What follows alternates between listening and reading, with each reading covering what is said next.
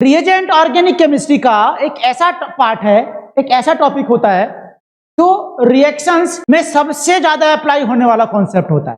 मतलब अगर किसी भी रिएक्शंस को पढ़ोगे आप तो उसमें रिएजेंट लगाना ही पड़ेगा। बिना रिएजेंट के आप लोग उस रिएक्शन को कंप्लीट नहीं कर सकते हैं। और दुर्भाग्य ये होता है बच्चों हमारा कि रिएजेंट की जानकारी हम लोगों को नहीं होती है कि रिएजेंट एक्चुअल में उस रिएक्टेंट पर किस साइट पर अटैक करेगा, किस साइट पर रिएक्ट करेगा, उस बात का ही हमें पता नहीं होता है। बस रिएक्शन को रटने लग जाते हैं और हमें पता ही नहीं चलता है कि रिएजेंट जो हम यूज कर रहे हैं, जिसका नाम इलेक्ट्रोफाइल, न्यूक्लियोफाइल हम पढ़ते आ रहे हैं बचपन से, जो रिएजेंट के दोनों पार्ट होते हैं वो उस रिएक्टेंट के किस साइट पर, किस लोकेशन पर अटैक करता है, जिससे कि परफेक्ट आंसर आता है, परफेक्ट बनता है प्रोडक्ट। बच्चों आज हम इसी की शुरुआत करने वाले, इसी की जानकारी लेने वाले, इसी का ज्ञान लेने वाले बच्चों कि हम इस रिएजेंट को उस रिएक्टेंट पर कैसे अटैक करें और कैसे अटैक करने का मुद्दा चला जाता है रिएक्शन मैकेनिज्म में। लेकिन हम यहां पर जान पाएंगे कि इलेक्ट्रोफाइल, न्यूक्लियोफाइल रिएक्टेंट पर कहां पर अटैक करेगा। इस बात की जानकारी इस टॉपिक से मिल जाएगी हमें। कैसे करेगा उसका होता है मैकेनिज्म, जो चैप्टर में पढ़ाया जाता है रिएक्शन मैकेनिज्म। एडिशन रिएक्शन के थ्रू होता है, न्यूक्लियोफिलिक रिएक्शन के थ्रू जिसको एसेंड रिएक्शन बोलते हैं, सब्स्टिट्यूशन रिएक्शन बोलते हैं, या एलिमिनेशन रिएक्शन के थ्रू होता है। बच्चों उसकी चर्चा उस रिएक्शन मैकेनिज्म में ही की जाएगी। यहां पर इस टॉपिक में केवल आप जान पाएंगे, हम समझ पाएंगे कि इलेक्ट्रोफाइल, न्यूक्लियोफाइल जो रिएक्शन में यूज हो रहा है उस रिएक्टेंट पे कहां पर लाके छोड़ना है। अब रिएक्शन करने की बारी आएगी तब उसके ऊपर छोड़ देंगे। तो बच्चों हम रिएजेंट की शुरुआत कर रहे हैं और रिएजेंट को समझना चाहते हैं। रिएजेंट के हम पत्ते खोलने वाले हैं और रिएजेंट का हम चर्चा करने वाले हैं आज की क्लास में। रिएजेंट हमारे पास में कोई भी रिएक्टेंट होता है रिएक्शन में, ऑब्वियस बात है सबको पता होगा, साथ में लगा होता है बच्चों रिएजेंट, जिसको हम जेड रिएजेंट बोल रहे हैं। ये रिएजेंट होगा जो इस रिएक्टेंट से रिएक्शन करेगा और इसके साथ में बनेगा प्रोडक्ट। और हम पिछली क्लास में डिस्कस कर चुके हैं, दोनों रिएक्शन करने के बाद में एक बीच से बनता है इंटरमीडिएट, जो शॉर्ट लिव्ड होती है, अनस्टेबल होता है। और उस अनस्टेबल शॉर्ट लिव्ड स्पीसीज को क्या बोलते हैं बच्चों? Reaction intermediate.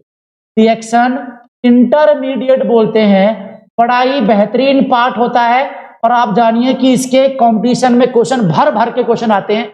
इस जीओसी का पढ़ने का मतलब हमारा यही होता है बच्चों, इसका मोटो यही होता है इस चैप्टर का कि हम इन इंटरमीडिएट की स्टेबिलिटी सीख जाए। तो उसके लिए हम क्या करेंगे बच्चों? उसके लिए हमें पता है कि उसका इलेक्ट्रॉनिक डिस्प्लेसमेंट लगता है और इलेक्ट्रॉनिक डिस्प्लेसमेंट में हम समझ पाते हैं इलेक्ट्रोफिलिक सेंटर होता है, न्यूक्लियोफिलिक सेंटर होता है। इन चीजों को हम लोग यहाँ पर आज समझने वाले हैं बच्चों। और इस रिएक्शन इंटरमीडिएट को कन्वर्ट कर देते हैं प्रोडक्ट में, तो ऑटोमेटिकली हमारा यहाँ पर प्रोडक्ट बन जाएगा जब आप मैकेनिज्म को सीख जाएंगे। अभी केवल जानकारी, अभी केवल हम ज्ञान जो लेंगे ये केवल रिएजेंट का लेंगे। और रिएजेंट अटैक इस रिएक्टेंट पर कहां करेगा? रिएजेंट जो होता है बच्चों एक रिएक्टिंग स्पीसीज होता है और ये रिएक्टिंग स्पीसीज होता है तो आप लोग सब जानते हैं कि ये दो टाइप का होता है रिएजेंट बच्चों। ये रिएजेंट हमारा दो टाइप का होता है और रिएजेंट दो टाइप का होता है। पहला हमारा होता है इलेक्ट्रोफाइल, इलेक्ट्रोफाइल बोलते हैं प्यारे बच्चों। दूसरा हमारा होता है न्यूक्लियोफाइल। इसका नाम तो हम सब लोगों ने पढ़ा हुआ है, इसका नाम हम सब लोगों को आता है। इलेक्ट्रोफाइल हम जानते हैं, इलेक्ट्रोफाइल का मतलब जाने, इलेक्ट्रो प्लस फाइल, इसके दो वर्ड में इसको छोड़ लिया। इलेक्ट्रो का मतलब होता है प्यारे बच्चों इलेक्ट्रॉन, फाइल का मतलब होता है लविंग। तो इसका मतलब इलेक्ट्रॉन लविंग स्पीसीज जितनी भी होती है उसको हम इलेक्ट्रोफाइल। और इलेक्ट्रॉन लविंग स्पीसीज वो होती हैं जिसके पास इलेक्ट्रॉनों की कमी होती है, जो गरीब होते हैं इलेक्ट्रॉनों से, तो उसको हम इलेक्ट्रोफाइल बोलते हैं। इलेक्ट्रॉन की चाह रखते हैं क्योंकि खुद के पास इलेक्ट्रॉन कम होते हैं बच्चों। तो जनरली इलेक्ट्रॉन लविंग स्पीसीज हुए, इलेक्ट्रॉन डेफिशिएंट होते हैं। बोल सकता हूं this is the electron deficient. ये इलेक्ट्रॉन डेफिशिएंट जैसे हमें पता चला तो भैया हम यहां पर बोल सकते हैं, हम यहां पर कमेंट दे सकते हैं कि ये इलेक्ट्रॉन को लेना चाहेगा, इलेक्ट्रॉन को एक्सेप्ट करना चाहेगा। मतलब इलेक्ट्रॉन डेफिशिएंट स्पीसीज का पता लगते ही हम यहां पर बोल सकते हैं कि इलेक्ट्रॉन एक्सेप्ट करने की टेंडेंसी इसमें होती है, इलेक्ट्रॉन एक्सेप्ट टेंडेंसी होगी, और जिसमें इलेक्ट्रॉन टेंडेंसी एक्सेप्ट करने की होगी उसी स्पीसीज का दूसरा नाम क्या बोलोगे रे? इसको लुईस एसिड भी बोल सकते हैं मेरे प्यारे बच्चों, लुईस एसिड भी बोल सकते हैं। इस इलेक्ट्रोफाइल का दूसरा नाम क्या हुआ? Lewis acid. क्यों? क्योंकि इलेक्ट्रॉन डेफिशिएंट है, इलेक्ट्रॉन एक्सेप्ट करने की टेंडेंसी होगी, और इलेक्ट्रॉन एक्सेप्ट केवल और केवल पेयर में करेगा मेरे प्यारे बच्चों, पेयर में। अरे सीधी बात है भाई, जब कोई इलेक्ट्रॉन लेता है तो बॉन्ड बनाने के लिए लेता है, और बॉन्ड में 2 इलेक्ट्रॉन रहेंगे मिनिमम, तो जो इलेक्ट्रॉन एक्सेप्ट कर रहा है ना वो, तो इलेक्ट्रॉन पेयर ऑफ इलेक्ट्रॉन बोल रहे हैं यहाँ पर, पेयर ऑफ इलेक्ट्रॉन एक्सेप्ट कर रहा, जो इलेक्ट्रॉन के पेयर को एक्सेप्ट करे इसको लुईस एसिड भी कहते हैं। दूसरा हम न्यूक्लियोफाइल का जिक्र करें मेरे प्यारे बच्चों, न्यूक्लियोफाइल, न्यूक्लियस प्लस फाइल, तो मतलब क्या होगा? न्यूक्लियस होता है, न्यूक्लियस प्लस लविंग होता है, इलेक्ट्रॉन से कोई लेना देना नहीं इसको, न्यूक्लियस लविंग होते हैं। मतलब मैं बोल सकता हूं बच्चों, ये इलेक्ट्रॉन रिच होता है तभी ये इलेक्ट्रॉन को नहीं ले रहा, न्यूक्लियस लविंग स्पीसीज होता है, मतलब इसको बोल सकते हैं electron hating species. Electron hating species होगा तो आप यहां पर समझ चुके हैं, जब इलेक्ट्रॉन हेटिंग स्पीसीज होगा तो इलेक्ट्रॉन तो एक्सेप्ट नहीं करेगा, तो फिर क्या करेगा? मैं इलेक्ट्रॉन डोनेट करेगा, इलेक्ट्रॉन पेयर, वो भी electron pair, electron donate tendency होती है, और जिसमें इलेक्ट्रॉन पेयर डोनेट टेंडेंसी होती है उसको हम लुईस बेस के नाम से भी जानते रहे प्यारे बच्चों। क्या बोलते हैं उसको? लुईस बेस भी बोलते हैं उसको।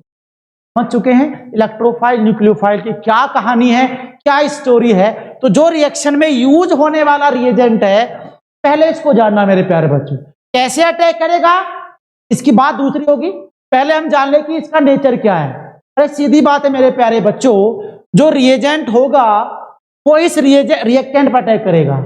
अब रिएक्टेंट पर कहां अटैक करेगा वो रिएजेंट के नेचर पर डिपेंड करेगा। यहां पर हम इलेक्ट्रोफाइल न्यूक्लियोफाइल का नेचर जान चुके हैं। इलेक्ट्रोफाइल न्यूक्लियोफाइल होता है, और इलेक्ट्रोफाइल न्यूक्लियोफाइल हम देखते हैं कि कौन कौन से इलेक्ट्रोफाइल होते हैं और कौन कौन से होते हैं न्यूक्लियोफाइल।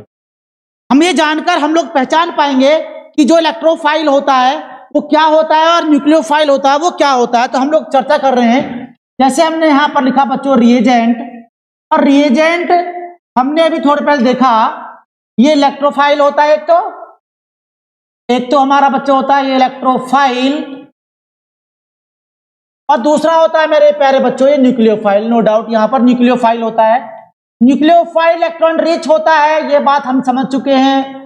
इलेक्ट्रोफाइल इलेक्ट्रॉन डेफिशिएंट होता है, ये भी बात समझ चुके हैं। लेकिन समझो बात को यहां पर, अब जो इलेक्ट्रोफाइल होता है, इलेक्ट्रोफाइल कौन कौन से स्पीशीज होती हैं जो इलेक्ट्रोफिलिक कैटेगरी में हम रखते हैं, जो इलेक्ट्रॉन डेफिशिएंट होते हैं। तो इस इलेक्ट्रोफाइल को एक तो मैं लेता हूं चार्ज्ड स्पीशीज होते हैं, वो भी कौन सी? पॉजिटिव चार्ज स्पीशीज होती हैं, या partial positive charge, partial positive charge आ जाए किसी भी एटम पर तो समझ आइएगा कि वो हमारा इलेक्ट्रोफाइल होगा। और दूसरा इलेक्ट्रोफाइल्स होते हैं न्यूट्रल स्पीशीज, इस पर कोई चार्ज नहीं होते हैं लेकिन फिर भी वो इलेक्ट्रॉन डेफिशिएंट होते हैं बच्चों, बस इलेक्ट्रॉन डेफिशिएंट होना चाहिए। ऑब्वियस बात है, पॉजिटिव चार्ज देखते ही हम लोग लगा सकते हैं कि भैया इलेक्ट्रोफाइल इलेक्ट्रॉन डेफिशिएंट हो गया।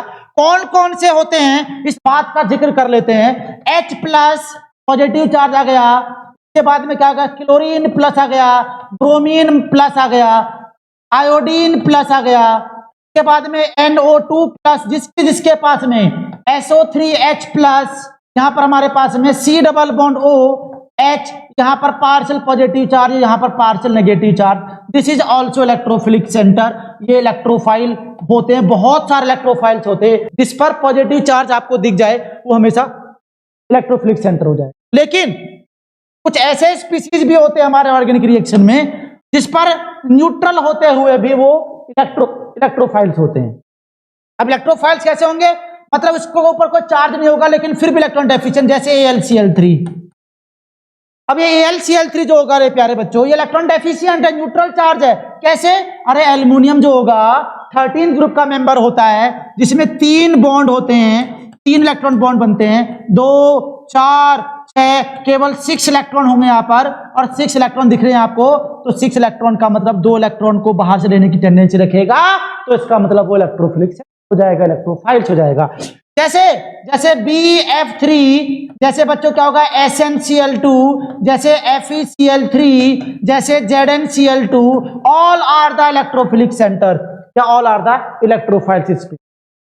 जिस पर पॉजिटिव चार्ज दिखे वो तो हमारा इलेक्ट्रोफाइल्स है ही, न्यूट्रल चार्ज होने के साथ साथ में भी वो इलेक्ट्रोफिलिक सेंटर होगा, ये इलेक्ट्रोफाइल्स होंगे बच्चों, इलेक्ट्रोफाइल्स, तो वो इलेक्ट्रोफाइल्स होंगे, ये हमारा इलेक्ट्रोफाइल होगा। अगर न्यूक्लियोफाइल की बात करें तो न्यूक्लियोफाइल इलेक्ट्रॉन रिच होते हैं और इलेक्ट्रोफाइल होते हैं, तो आप समझ चुके हैं ये भी हमारा 2 होगा। एक तो नेगेटिव चार्ज स्पीशीज होती है मेरे प्यारे बच्चों, नेगेटिव चार्ज होना चाहिए, दूसरा न्यूट्रल होना चाहिए बच्चों, और न्यूट्रल होगा साथ में इसके पास में लोन पेयर रहेगा। मेरी बात को ध्यान समझ लेना, लोन पेयर होना जरूरी है प्यारे बच्चों। अरे लोन पेयर होगा तभी डोनेट करेगा ना, जब उसके पास में लोन पेयर होगा तभी डोनेट करेगा वो। अब नेगेटिव चार्ज वाला कौन सा स्पीशीज, नेगेटिव चार्ज जिस पर दिख जाए ना, जैसे फ्लोरीन माइनस होता है, बॉन्ड टूटने के बाद में क्लोरीन पर नेगेटिव चार्ज आ जाए, ब्रोमीन पर नेगेटिव चार्ज आ जाए, आयोडीन पर, देखो ये पॉजिटिव और नेगेटिव चार्ज क्यों आ रहे हैं, ये हाइड्रोलिटिक बॉन्ड फ्यूजन के वजह से आ रहे हैं। अगर पॉजिटिव चार्ज दिखेगा तो इलेक्ट्रोफाइल बोलेंगे, अगर इन पर बाय चांस नेगेटिव चार्ज दिखे तो उसको न्यूक्लियोफाइल बोलेंगे। OH माइनस होगा, Cn माइनस होगा, SCN माइनस होगा, बहुत सारे SO4 माइनस होगा, इसके पास में CO3 नेगेटिव होगा, एक्सेट्रा बहुत सारे अनगिनत है, अनगिनत नेगेटिव चार्ज वाला न्यूक्लियोफाइल है, बस ये जान लीजिएगा। और न्यूट्रल स्पीशीज वाले आप जानते हैं जिस पर कोई चार्ज ना हो, जैसे वाटर लोन पेयर है, अमोनिया लोन पेयर है भाई, लोन पेयर है, PH3 लोन पेयर है बच्चों, SR2 लोन पेयर है, ऑल आर द न्यूक्लियोफाइल जो न्यूट्रल स्पीशीज होते हैं, एक्सेट्रा बहुत सारे होते हैं बच्चों, बहुत बहुत बहुत सारे होते हैं। जिस पर पॉजिटिव चार्ज आ रहा है बच्चों वो हमारा इलेक्ट्रोफाइल स्पीशीज हो जाएगा। जिस पर न्यूट्रल चार्ज लेकिन इलेक्ट्रॉन डेफिशिएंट हो, लोन पेयर का तो जिक्र ही नहीं करना है क्योंकि इसके पास तो इलेक्ट्रॉन डेफिशिएंट होने चाहिए। लेकिन न्यूक्लियोफिलिक सेंटर की अगर बात करें प्यारे बच्चों, तो न्यूक्लियोफिलिक सेंटर में हम समझ पा रहे हैं कि भाई एक तो नेगेटिव चार्ज होना चाहिए, तो सारी नेगेटिव चार्ज स्पीशीज हो जाएंगी, वो न्यूक्लियोफिलिक स्पीशीज हो जाएंगी। और जिस पर न्यूट्रल चार्ज लेकिन लोन पेयर प्रेजेंट होगा वो हमारा न्यूक्लियोफाइल हो जाएगा, वो न्यूट्रल स्पीशीज। तो ये हमारा रिएजेंट की जानकारी हुई, और रिएजेंट की जानकारी होते ही हम लोग यहाँ पर एक बात हम समझ सकते हैं, इसकी चर्चा कर सकते हैं कि कोई भी हमारे पास में रिएक्टेंट है RH मान लिया, पर कोई भी हमारा रिएजेंट है, ये रिएजेंट हुआ। मेरी बात को यहां पर समझना बहुत खास बात, बहुत ही इंपॉर्टेंट बात है आपके लिए। रिएजेंट होगा तो रिएजेंट का नेचर बच्चों हम लोग एक सिंपल एग्जांपल से समझ सकते हैं। कैसे, अगर नॉर्मली हमें मान लिया कि ये दुश्मन है तो इसको हम अपने आप रिएजेंट मान लेते हैं। रिएजेंट का मतलब होगा कि भाई रिएजेंट या तो इलेक्ट्रॉन डेफिशिएंट होगा या इलेक्ट्रॉन रिच होगा। मतलब तो हमने अपने आप को रिएजेंट माना है, या तो वो हम पावरफुल हो सकते हैं या बहुत वीक हो सकते हैं। नॉर्मली ऑर्गेनिक केमिस्ट्री का रूल ही ये होता है कि इलेक्ट्रॉन रिच वाला इलेक्ट्रॉन डेफिशिएंट वाली साइड पर रिएक्शन करता है, और इलेक्ट्रॉन डेफिशिएंट वाला इलेक्ट्रॉन रिच वाले सेंटर पर रिएक्शन करता है। जैसे अगर कोई कमजोर आदमी है, कमजोर आदमी क्या करेगा, इस रिएक्टेंट के उस साइड को ढूंढता है जहां पर इलेक्ट्रॉन ज्यादा होंगे, वहीं पर अटैक करेगा। जैसे ये वाला आदमी क्या होगा, इसके पास में ये पुअर है भाई, मान लिया इसके पास ये कमजोर है, तो इसका मतलब क्या करेगा, यहां पर ये उस वाली साइड ढूंढेगा जहां पर उसका पावर ज्यादा होगा, जहां पर इलेक्ट्रॉन ज्यादा होंगे। जैसे नॉर्मली मूवी में आप देखते हैं कोई गरीब लड़का है, वो चाहता है कि वो किसी अमीर लड़की से शादी कर ले, तो गरीब का मतलब क्या होगा, उसके पास इलेक्ट्रॉन्स कम है, पैसे कम है, तो वो एक अमीर लड़की को ढूंढेगा, वहां से उसे शादी करेगा। नॉर्मली ये मूवी वगैरह में, पिक्चर वगैरह में देखा होगा, तो बिल्कुल वो सेम कॉन्सेप्ट यहां पर आप समझ सकते हैं, बिल्कुल सेम कॉन्सेप्ट यहां पर समझ सकते हैं। कैसे बच्चों, कि यहां पर जो इलेक्ट्रॉन रिच पार्ट होगा वो इसके इलेक्ट्रॉन डेफिशिएंट वाले पार्ट पर अटैक करेगा। मतलब अगर मैं बात करूं, इस रिएजेंट के पास में इलेक्ट्रॉन डेफिशिएंट है, इलेक्ट्रॉन डेफिशिएंट है, और इलेक्ट्रॉन डेफिशिएंट वाले क्या बोलते हैं हम लोग, इलेक्ट्रोफाइल बोलते हैं। भाई ये रिएजेंट है तो इलेक्ट्रॉन डेफिशिएंट हो सकता है या इलेक्ट्रॉन रिच हो सकता है। अब ये इलेक्ट्रॉन डेफिशिएंट अगर ये है तो बच्चों ये वाला इलेक्ट्रॉन डेफिशिएंट पार्ट इस रिएक्टेंट के उस वाले साइड को ढूंढेगा, उसकी कमजोरी ढूंढेगा, और उस कमजोरी ढूंढेगा तो इसका मतलब क्या होगा, ये इलेक्ट्रॉन डेफिशिएंट पार्ट स्पीसीज इसके उस वाले पार्ट पर रिएक्शन करेगा जहां पर क्या होगा, इलेक्ट्रॉन क्या होंगे रे, इलेक्ट्रॉन रिच होगा, और इलेक्ट्रॉन रिच साइड पर रिएक्शन करेगा, इलेक्ट्रॉन रिच सेंटर पर रिएक्शन करेगा। मेरी बात को ध्यान रखना, याद रखना। दोबारा सुनिए, ये इलेक्ट्रॉन डेफिशिएंट पार्ट है, अगर स्पीसीज है, इलेक्ट्रोफाइल है अगर ये, तो इस रिएक्टेंट के उस वाले पार्ट पर अटैक करना चाहेगा जहां पर इलेक्ट्रॉन रिच सेंटर हो, और इसी इलेक्ट्रॉन रिच सेंटर को हम क्या बोलते हैं बच्चों, तो बोलते हैं न्यूक्लियोफिलिक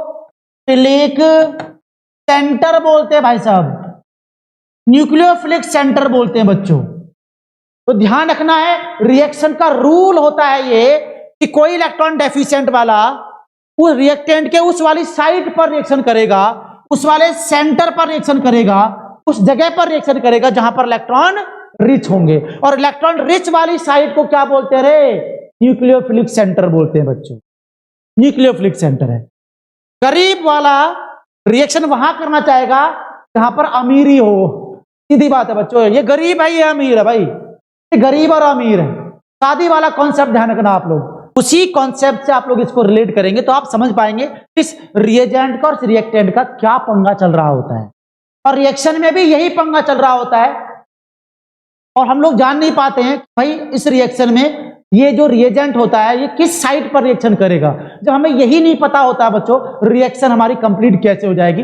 हमारी गलती यही होती है, हमारा दुर्भाग्य यही होता है कि हम लोग रिएक्शन को हम स्टार्ट कर देते करना, लेकिन हम लोग ये जान ही नहीं पाते हैं कि जो साथ में रिएजेंट लगा हुआ है वो उस सेंटर पर, उसके किस सेंटर पर रिएक्शन करेगा, रिएक्टेंट के किस सेंटर पर रिएक्शन करेगा। इसी बात की अगर जानकारी मिल जाए बच्चों, हमारी ऑर्गेनिक केमिस्ट्री बहुत फेमिलियर हो जाएगी, हमारे लिए बहुत ही आसान सारी रिएक्शंस हो जाएंगे। तो उसी बात की कोशिश की जा रही है यहाँ पर, आप लोग बिल्कुल ध्यान से इस बात को समझेंगे।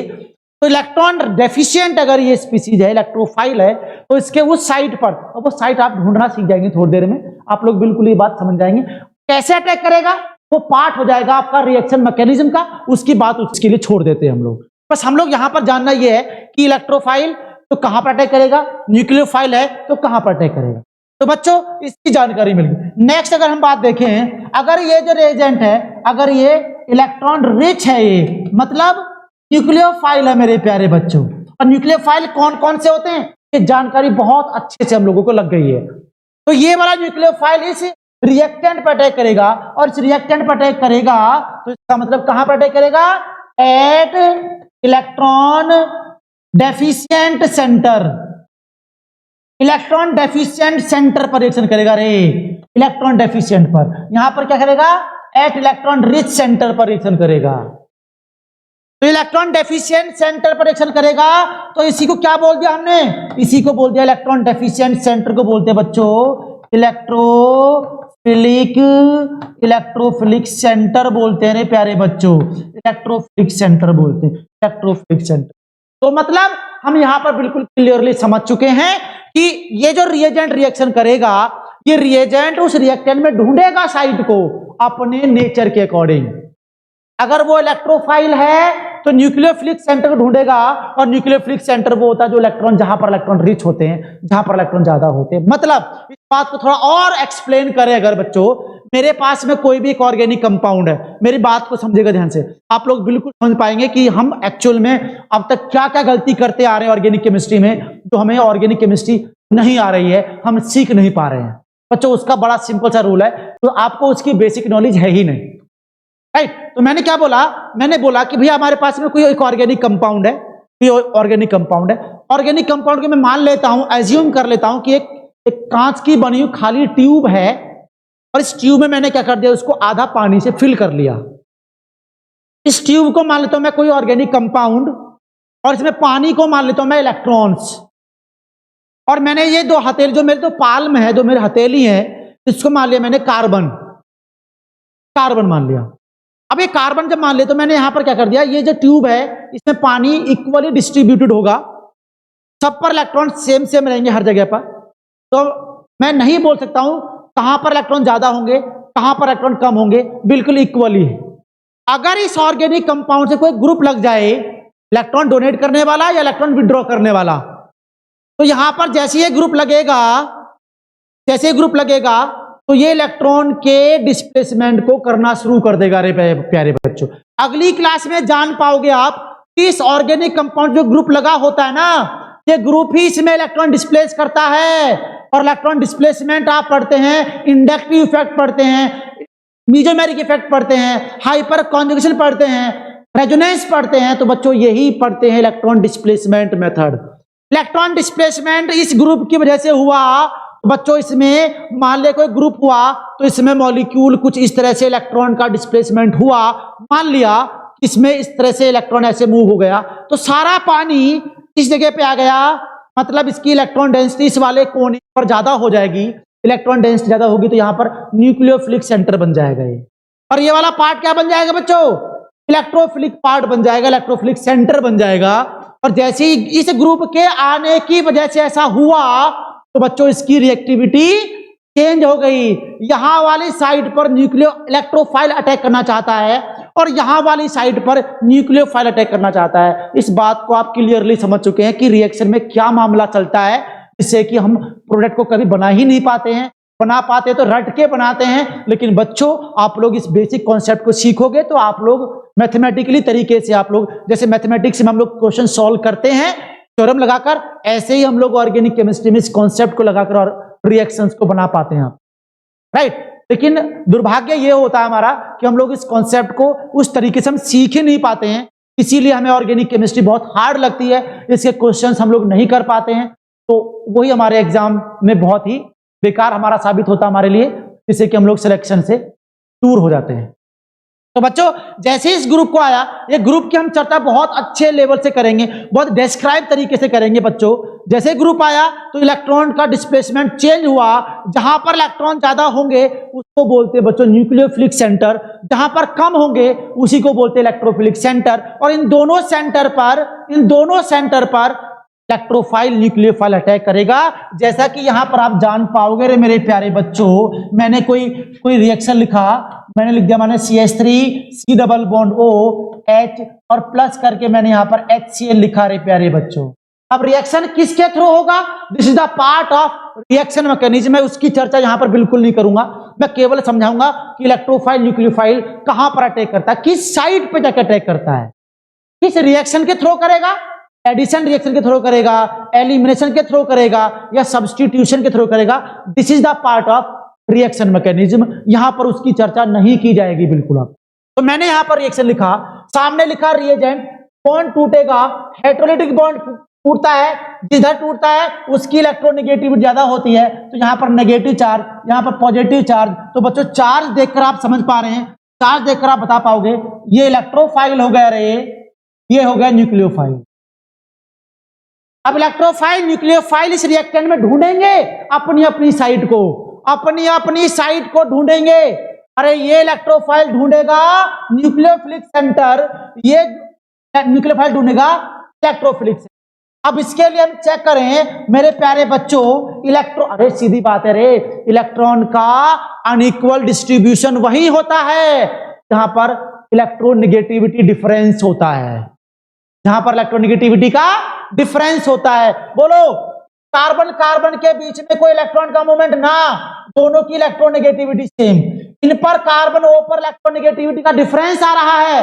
अरे इलेक्ट्रोनेगेटिव एटम है रे, ये तो इलेक्ट्रोनेगेटिव एटम है तो इसका इलेक्ट्रॉन मूव होगा, ऊपर डिस्प्लेस होगा, इस पर फ्रैक्शनल नेगेटिव चार्ज, इस पर फ्रैक्शनल पॉजिटिव चार्ज।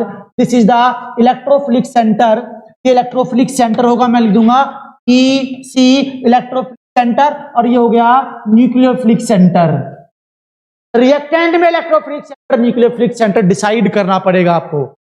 और जैसे डिसाइड हुआ तो बच्चों आप लोग जानते हैं, आप लोग समझते हैं कि ये इलेक्ट्रोफाइल न्यूक्लियोफिलिक सेंटर पर अटैक करता है और ये न्यूक्लियोफाइल इलेक्ट्रोफिलिक सेंटर पर अटैक करता है अपोजिट चार्ज वाले। कहने का मतलब इलेक्ट्रॉन रिच वाला इलेक्ट्रॉन कम वाले पर, इलेक्ट्रॉन कम वाला इलेक्ट्रॉन ज्यादा वाले पर रिएक्शन करेगा। तो आप लोग ये रिएक्शन देख पाते हैं, और इसका रिएक्शन जो बनता है वो बनता प्रोडक्ट हमारा CH3 ऊपर आ गया, भाई बॉन्ड टूट गया तो सिंगल बॉन्ड रह गया, ऊपर H आ गया, नीचे CN आ जाएगा, यहाँ पर H लगा हुआ है, ये रिएक्शन हो गया। हालांकि ये न्यूक्लियोफिलिक एडिशन रिएक्शन होती है, लेकिन इसकी बात हम आगे करेंगे, नाम मैं कोई नहीं दे रहा हूं, बस इलेक्ट्रोफिलिक न्यूक्लियोफिलिक का रोल हम समझा रहे हैं कि इलेक्ट्रोफाइल न्यूक्लियोफाइल कहां जाके अटैक होता है। बेटा यही ऑर्गेनिक केमिस्ट्री का सबसे बेसिक आइडिया होता है, सबसे बेसिक रूट होता है, जिससे हम ऑर्गेनिक रिएक्शंस की हम नींव रखते हैं और हम बड़ी बड़ी रिएक्शंस इमारत खड़ी कर देते हैं, जिससे हम लोग इसी कॉन्सेप्ट से हम लोग आगे मूव ऑन करेंगे। इलेक्ट्रोफाइल न्यूक्लियोफाइल समझ में आया। और इस रिएक्टेंट का इलेक्ट्रोफिलिक न्यूक्लियोफिलिक सेंटर वहां जनरेट होता है जहां पर इलेक्ट्रोनेगेटिविटी का डिफरेंस होता है, जहां पर इलेक्ट्रोनेगेटिविटी का अंतर होता है, वहीं पर वो डिफरेंस आता है। जैसा मैं यहां पर एक चीज और बता पाऊं बच्चों, मैंने यहां लिखा CH3, यहां लिखा मैंने CH2, Br लिख दिया, प्लस करके हमने लिख दिया है HI, मान लिया ऐसे करके लिख दिया है, रिएक्शन कराना चाह रहे हैं। रिएजेंट है, बॉन्ड टूटेगा माइनस प्लस, प्लस वाला बन गया इलेक्ट्रोफाइल, माइनस वाला बन गया न्यूक्लियोफाइल। इससे तो आप बहुत बुरू हो चुके हैं, प्लस वाले को इलेक्ट्रोफाइल, माइनस वाले को न्यूक्लियोफाइल। तो बोलिए इसमें ढूंढेगा इलेक्ट्रोफिलिक न्यूक्लियोफिलिक सेंटर, ये वाला Br का बॉन्ड। अरे न्यूक्लियोफिलिक इलेक्ट्रोफिलिक सेंटर कहां जनरेट होता है रे? जहां पर इलेक्ट्रोनेगेटिविटी का डिफरेंस होता है, जहां पर डिफरेंस होता है बच्चों। तो डिफरेंस हो गया, यहां पर नेगेटिव चार्ज, यहां पर positive charge, this called electrophilic centre, this called nucleophilic centre. और इलेक्ट्रोफिलिक सेंटर पर जाएगा न्यूक्लियोफाइल, न्यूक्लियोफिलिक सेंटर पर जाएगा इलेक्ट्रोफाइल। तो बच्चों आप लोग इस रिएक्शन कंप्लीट कर सकते हैं, CH3 CH2 I plus Br और H जुड़ जाएगा, HBr जुड़ जाएगा। अब हम इसके आगे रिएक्शंस में मूव करेंगे, इसके आगे GOC का पार्ट हम इंटरमीडिएट। बस सीधी बात बच्चों ये है मेरे प्यारे बच्चों, जो भी हमारा रिएक्टेंट था, बहुत अच्छी बात है, रिएक्टेंट के साथ में क्या हो गया, रिएजेंट रिएक्शन कर दिया। कहां करेगा, कैसे करेगा, समझ में आ गया। लेकिन इस रिएजेंट का रिएक्शन होने पर रिएक्शन के बीच में बनता है एक short lived species, that is called reaction intermediate. और ये reaction intermediate carbocation, carbanion, free radical, nitrene, carbene, benzyne, ये बनते हैं। इस स्टेबिलिटी ऑर्डर हम लोग शुरू करने वाले हैं, इन्हीं से चर्चा होने वाली है, by using electronic displacement method.